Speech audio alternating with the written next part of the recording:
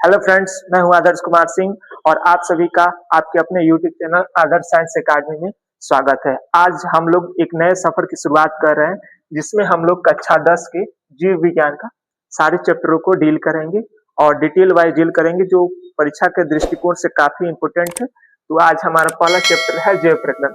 चलिए समय को गंवाते न हुए क्लास को शुरू करते हैं। तन मन धन के साथ क्लास को ज्वाइन कर लीजिए और पढ़ना प्रारंभ कीजिए। तो हमारा पहला चैप्टर का नाम है जीव विज्ञान का चैप्टर का नाम है जैव प्रक्रम। चलिए देखते हैं क्या होता है जैव प्रक्रम। तो जैव प्रक्रम अर्थात लाइफ प्रोसेस क्या होता है। जैव मतलब हम समझेंगे जीवन और प्रक्रम मतलब समझेंगे हम लोग प्रक्रिया। प्रक्रिया अर्थात जीवन की जो प्रक्रिया होती है, जीवन की जो प्रक्रियाएं होती है उसी को हम जैव प्रक्रम कहते हैं। ठीक है, क्या हमने कहा जीवन की जो प्रक्रिया होती है उसी को हम लोग क्या कहते हैं, जैव प्रक्रम कहते हैं। या हम लोग कह सकते हैं वे सभी प्रक्रियाएं वे सभी प्रक्रियाएं जो जीव को वे सभी प्रक्रियाएं जो जीव को जीवित जीव को जीवित बनाए रखने में सक्षम होती है। वे सभी प्रक्रियाएं जो जीव को जीवित बनाए रखने में क्या होती है, सक्षम होती है, कैपेबल होती है। तो ऐसी प्रक्रियाओं को ही हम क्या कहते हैं, जैव प्रक्रिया। ठीक है, अब ध्यान दीजिएगा, जैव प्रक्रम को हम कई नाम से जानते हैं। इसको हम जीवन की प्रक्रिया भी कहते हैं। ठीक है, या इसी को हम लोग एक और नाम देते हैं जिसको हम लोग कहते हैं उपापचय क्रिया। उपापचय क्रिया क्रियाएं जिसको हम लोग इंग्लिश में कहते हैं मेटाबॉलिक मेटाबॉलिक रिएक्शन। ठीक है, ध्यान दीजिएगा, हमने क्या बात की कि जीवन की जो प्रक्रिया होती है जो जीवों को जीवित बनाए रखने में क्या होती है, सक्षम होती है, कैपेबल होती है। तो उन प्रक्रियाओं को हम जैव प्रक्रम या जीवन की प्रक्रियाएं या उपापचय क्रियाएं कहते हैं। वो कौन कौन सी उपापचय क्रियाएं होती है, तो ध्यान दीजिएगा, वो होती है आपकी पोषण होती है, पोषण होती है, श्वसन होती है, उत्सर्जन होती है, हाँ सही पकड़ा आपने, परिवहन होती है। तो वह कौन कौन सी मुख्य प्रक्रियाएं होती है, पोषण, ठीक, श्वसन होती है, उत्सर्जन होती है और परिवहन होती है। तो हम धीरे धीरे इन सभी चीजों को एक एक करके डील करेंगे। चलिए आगे की ओर अपनी क्लास को बढ़ाते हैं।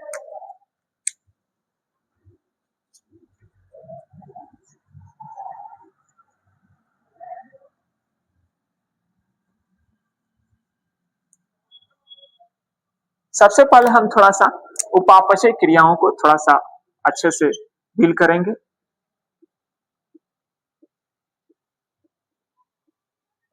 मेटाबॉलिक रिएक्शन जिसको कहते हैं, तो ध्यान दीजिएगा, उपापचय क्रिया का क्या कह सकते हैं, सेम परिभाषा आप इसके लिए भी कह सकते हैं या कह सकते हैं जीवों के अंदर होने वाली, जीवों के अंदर होने वाली, ठीक है, जितनी रासायनिक अभिक्रिया होती है, जीवों के अंदर होने वाली जितनी रासायनिक केमिकल रिएक्शन होता है, जैसे श्वसन, पोषण, पाचन, उत्सर्जन, इन सब क्रियाओं को ही हम क्या कहते हैं, उपापचय क्रियाएं कहते हैं।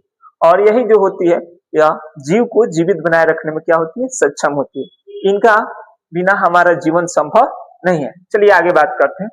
उपापचय क्रियाएं जो होती है वो मुख्यतः दो प्रकार की होती है। चलिए इनके बारे में बात करते हैं। पहला होती है उपचय क्रिया। उपचय क्रिया, ठीक है, या क्रियाएं कहिए, जिसको इंग्लिश में कहते हैं हम लोग एनाबॉलिक रिएक्शन, एनाबॉलिक रिएक्शन। ठीक, दूसरा होता है आपका अपचय क्रिया। ध्यान दीजिए सभी लोग, अपचय क्रिया,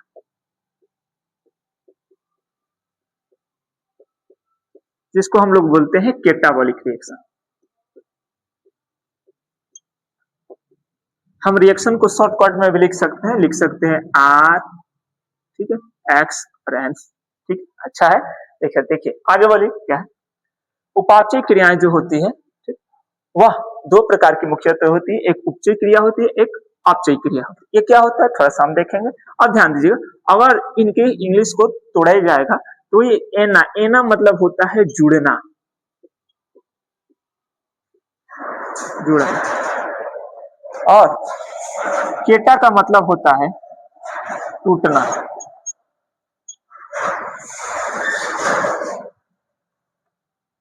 एना का मतलब जुड़ना होता है और केटा का मतलब टूटना होता है। तो ध्यान दीजिएगा ये क्या होता है, इसमें क्या होता है, उपचय क्रियाएं क्या होती है, इसमें जो होता है वह सरल कार्बनिक, सरल कार्बनिक पदार्थ जुड़कर जटिल कार्बनिक पदार्थ का निर्माण करते हैं, जटिल कार्बनिक पदार्थ का निर्माण करते हैं। ठीक है, उपचय, उपचय क्रिया क्या होती है, इसमें सरल कार्बनिक पदार्थ जुड़ करके जटिल कार्बनिक पदार्थ का क्या करते हैं, निर्माण करते हैं। ठीक है, अब ध्यान दीजिएगा, इसका एग्जाम्पल हम लोग याद रखेंगे, हम लोग याद रखेंगे प्रकाश संश्लेषण। क्या याद रखेंगे, प्रकाश संश्लेषण। जैसे, ठीक है, क्यों प्रकाश संश्लेषण होता है, तो ध्यान दीजिएगा, इसमें हम लोग जानते हैं कि सूर्य का प्रकाश लगता है, वायुमंडल से कार्बन डाइऑक्साइड लगता है, मृदा से जल लगता है, क्लोरोफिल लगता है। ये छोटे छोटे पदार्थ मिलकर आपस में एक जटिल पदार्थ का निर्माण करते हैं, ग्लूकोज का निर्माण करते हैं, जटिल कार्बनिक पदार्थ का निर्माण करते हैं। इसलिए हम इसको कौन सी अभिक्रिया कहते हैं या क्रिया कहते हैं, उपचय क्रिया कहते हैं। ठीक है, उम्मीद है समझ में आया होगा। आगे की ओर देखते हैं, हमारा क्या होता है केटाबॉलिक रिएक्शन। क्या होता है, केटा मतलब टूटना। हाँ सही पकड़े हैं। इसमें जो क्या होता है, जटिल कार्बनिक जो होता है, जटिल कार्बनिक पदार्थ होता है, वह टूटकर छोटे छोटे सरल कार्बनिक पदार्थों में बदल जाता है। तो क्या हमने कहा, इसमें जटिल कार्बनिक पदार्थ टूटकर सरल कार्बनिक पदार्थ में बदल जाता है।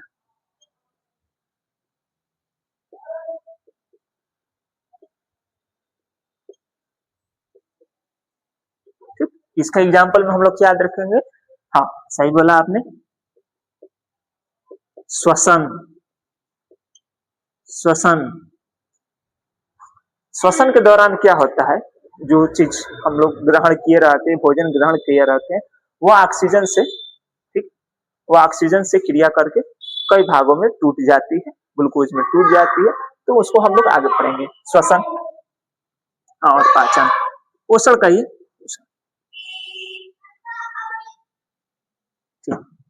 चलिए आगे की ओर बात करते हैं। उपचय में याद रखेंगे हम, एग्जाम्पल क्या याद रखें, प्रकाश संश्लेषण, और अपचय में क्या याद रखेंगे, श्वसन और पोषण। चलिए आगे की ओर बढ़ते हैं अपने टॉपिक की ओर।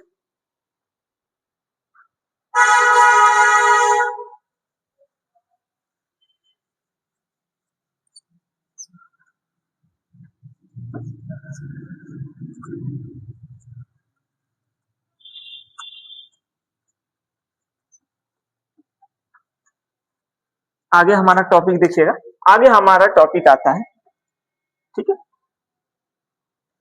हमारा टॉपिक आता है पोषण। पोषण जिसको हम लोग कहते हैं न्यूट्रिशन।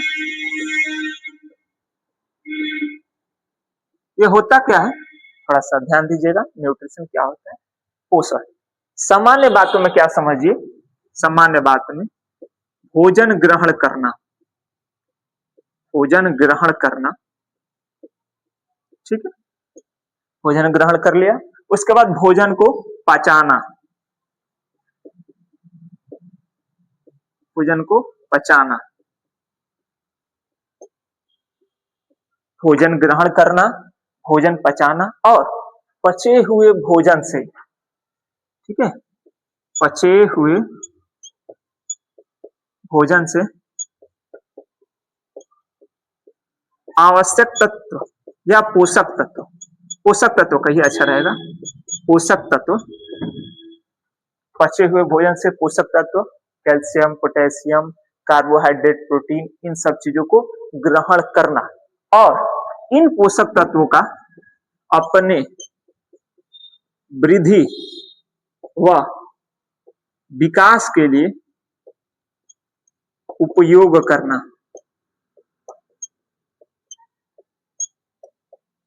कि क्या कहलाता है आपका, पोषण कहलाता है। एक पर और ध्यान देंगे, हमने क्या कहा, पोषण क्या कहलाता है।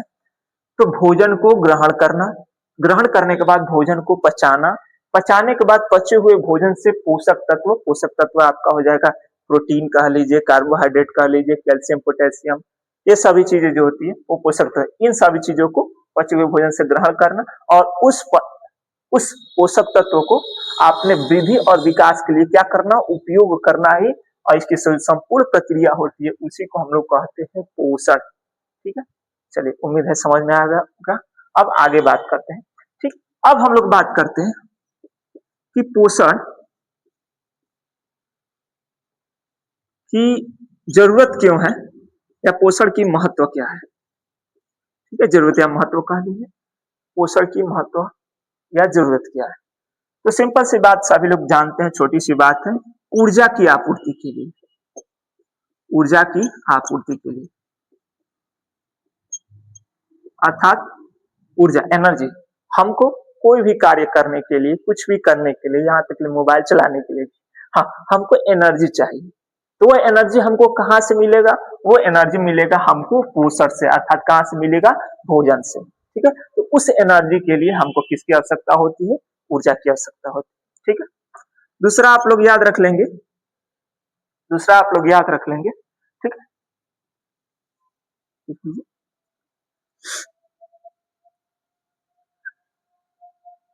कोशिकाओं की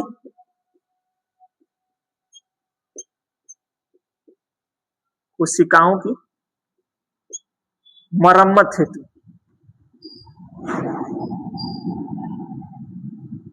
मरम्मत हेतु अर्थात आपके शरीर में छोटी सी टूट फूट हो जाती है, तो वह समय से रिकवर कर जाए, तो इसके लिए हमको क्या चाहिए, हमको भोजन चाहिए, क्योंकि भोजन में हमारे पोषक तत्व होते हैं जो हमारी छोटी सी टूट फूट को क्या कर सकती है, मरम्मत कर सकते हैं। ठीक है, तीसरा हम लोग याद रख सकते हैं, रोगों से रक्षा करने हेतु, रोगों से रक्षा करने हेतु। बस ये छोटी छोटी बातें थी। हमने क्या कहा, भोजन को ग्रहण करना, ग्रहण के बाद भोजन को पचाना, पचे हुए भोजन तक से पोषक तत्वों को ग्रहण करना और उस पोषक तत्वों का अपने वृद्धि और विकास में उपयोग करना ही क्या कहलाता है, पोषण कहलाता है। पोषण हमको क्यों चाहिए, हमको एनर्जी चाहिए, इसलिए हमको पोषण चाहिए। ठीक है, हमारे शरीर में छोटी सी टूट फूट हो जाती है, तो उसको मरम्मत करने के लिए हमको भोजन की आवश्यकता होती है। हमको रोग से रक्षा चाहिए। ठीक है, जब हमको बीमारी होती है तो डॉक्टर साहब अच्छे से कहते हैं अच्छे अच्छे पौष्टिक भोजन ग्रहण कीजिए। उसमें क्या होता है, हमारा पोषक तत्व होता है, जिससे हमारा बीमारी जो होता है, बीमारी से रिकवरी करने में हमको बहुत ही हेल्प मिलती है। चलिए ये चीजें हो गई, अब हम लोग आगे की ओर बढ़ते हैं। ठीक, एक मिनट दीजिए, इसको इरेज कर दें।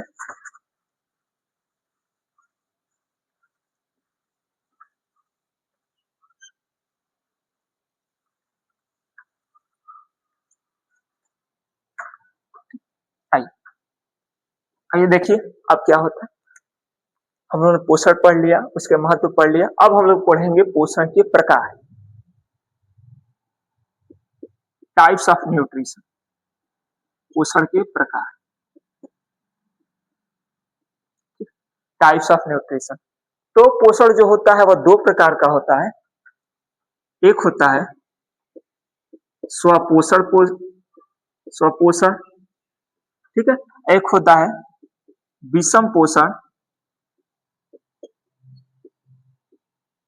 या इसी को हम लोग कहते हैं परपोषण। इसको हम लोग बोलते हैं ऑटोट्रोपिक न्यूट्रिशन, न्यूट्रिशन,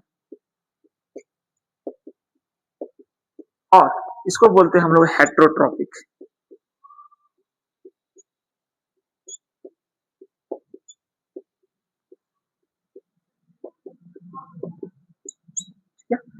तो हमने क्या पढ़ा अभी तक कि पोषण जो होता है वो दो प्रकार का होता है, एक होता है स्वपोषण और दूसरा होता है विषम पोषण, या उसको कह सकते हैं परपोषण। तो स्वपोषण क्या होता है, बहुत छोटी सी चीज है। स्वपोषण क्या होता है, तो इसका हम यदि शाब्दिक अर्थ में छोटे से संक्षिप्त अर्थ में बात करें तो शाब्दिक अर्थ इसका होता है जो भोजन का निर्माण स्वयं कर लेते हैं। क्या होता है स्वपोषण का मतलब, जो भोजन का निर्माण स्वयं कर लेते हैं, मतलब उनको किसी चीज की हेल्प की आवश्यकता नहीं पड़ती, स्वयं कर लेते हैं। क्या हमने कहा, स्वपोषण का शाब्दिक अर्थ क्या हुआ, जो भोजन का निर्माण स्वयं कर लेते हैं, खुद कर लेते हैं, अपने ही कर लेते हैं, उनको किसी चीज की आवश्यकता नहीं पड़ती, मतलब किसी दूसरे की आवश्यकता नहीं पड़ती। तो ऐसे पोषण को हम कहते हैं स्वपोषण, और ऐसे जीवों को हम लोग कहते हैं स्वपोषी जीव, स्वपोषी जीव, स्वपोषी जीव। ठीक है, ये हो गया। चलिए अब ध्यान दीजिएगा स्वपोषी, और स्वपोषी में एग्जाम्पल हम लोग याद रखेंगे, स्वपोषी में हमेशा हम लोग याद रखेंगे हरे पेड़ पादप। ठीक है, हरे पेड़ पादप।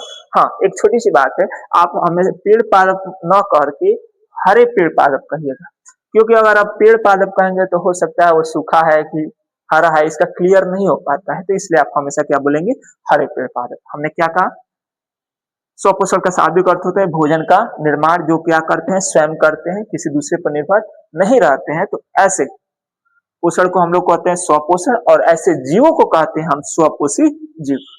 एग्जाम्पल में याद रखेंगे हरे पेड़ पादप। आइए देखिए विषम पोषी पोषण क्या होता है, या विषम पोषण क्या होता है, तो ध्यान दीजिएगा। इसका भी अगर हम लोग शाब्दिक अर्थ की बात करें, छोटे से शब्दों में अर्थ बात करें, इसका हम लोग कह सकते हैं भोजन के लिए दूसरे पर निर्भर रहते हैं, भोजन के लिए कहाँ रहते हैं, दूसरे पर निर्भर रहते हैं।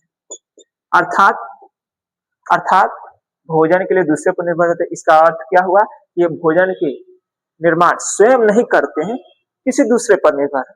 ठीक है, आगे देखिए, और ऐसे जीवों को हम लोग कहते हैं परपोषी जीव या विषम पोषी जीव, परपोषी जीव या विषम पोषी जीव। और इसका एग्जाम्पल हम लोग क्या याद रखेंगे, इसका सबसे बड़ा अच्छा एग्जाम्पल है मानव, मनुष्य, मानव मनुष्य। क्यों है, क्योंकि हम लोग अपना भोजन किससे प्राप्त करते हैं, हाँ सही पकड़े हैं, पेड़ पौधों से प्राप्त करते हैं। मानव लिख लीजिए, कोई जानवर, दो चार जानवर का नाम लिख लीजिए, बकरी लिख लीजिए, ठीक, बस हो गया, शेर लिख लीजिए। ठीक ठीक, ऐसे जीव जो अपने भोजन का निर्माण स्वयं करते हैं स्वपोषी, और जो भोजन का निर्माण स्वयं न करते किसी दूसरे पर निर्भर रहते हैं परपोषी कहते हैं। ठीक है।